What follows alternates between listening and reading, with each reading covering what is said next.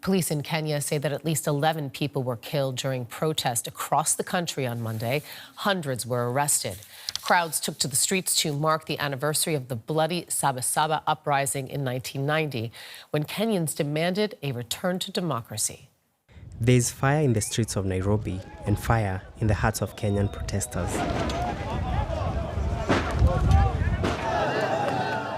In demanding political change, demonstrators once again clashed with police, who responded with water cannons, tear gas, and whips. Here, 2 police officers can be seen whipping people in the back of a truck. They are forced to retreat from flying projectiles before firing into the crowd.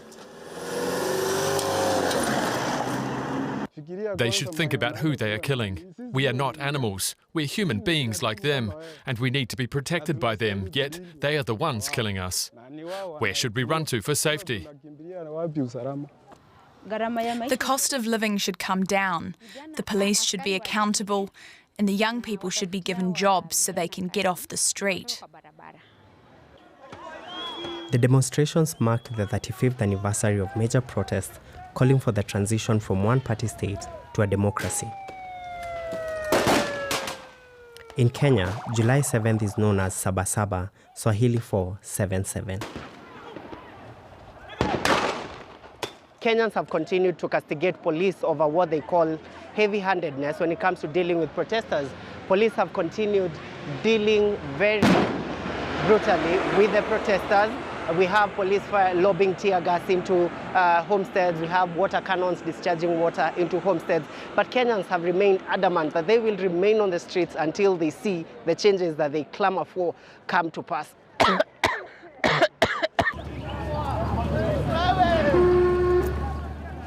Calls for change are growing, with the former Kenyan Prime Minister and main opposition leader criticizing what he called a rogue police force that shoots people with impunity. I propose that the country urgently returns to the agenda of comprehensive police reforms, focusing on enhancing accountability, transparency, and improving the police-to-people relationship. But reform is unlikely to be enough to extinguish this firestorm. And let's get more now. We are joined by Kenyan investigative journalist Odanga Madung, who is joining us from the German city of Bonn. Welcome to the program.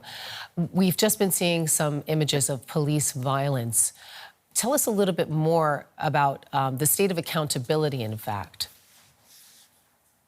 Yeah, so the police have been operating with wide impunity in Kenya for a very long time, in the sense that there's been barely any accountability for the brutality, for the killings, and for just in general the kind of bad behavior that the police have been undergoing for a number of years. Very few policemen have ever been charged in court for the actions that they carry out against citizens. And so what we're seeing in Kenya right now is a population that has basically said that there's nothing else to talk about.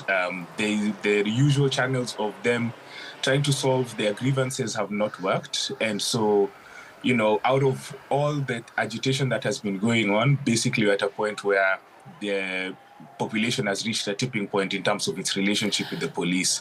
And so that is why you're seeing in a number of cases across the country, lots and lots of police stations are being torched by Kenyans.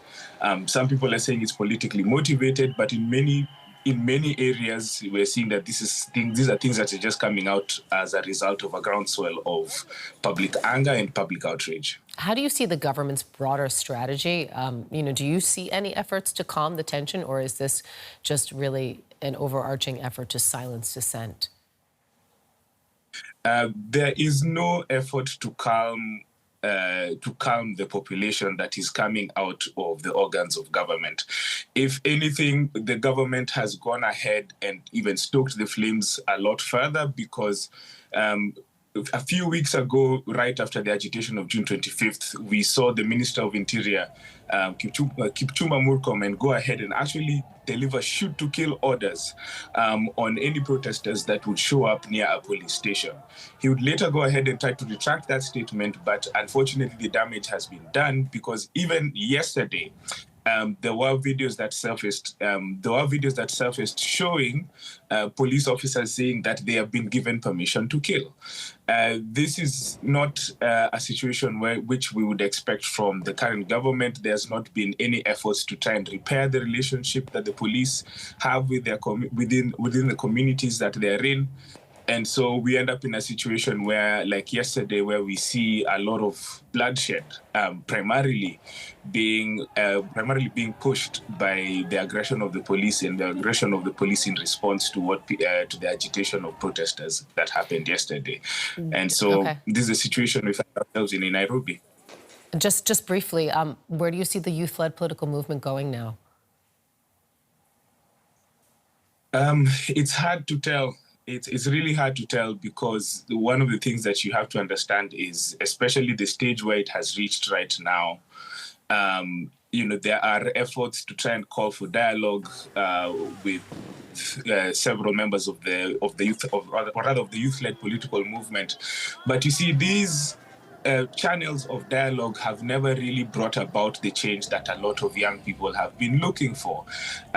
Every single time that these kinds of dialogue have been called for and embraced, what they have resulted in is political cronyism and political tokenism. They've never really brought about or addressed a lot of the issues that young people have been trying to clamor for, or many of the people who have grievances have been trying to clamor for. And so they only end up being patchwork, which then doesn't go ahead to serve the justice that a lot of people end up looking for. And this is how we find ourselves in this cycle time and time again. Journalist Odanga Madung, thank you. Thank you.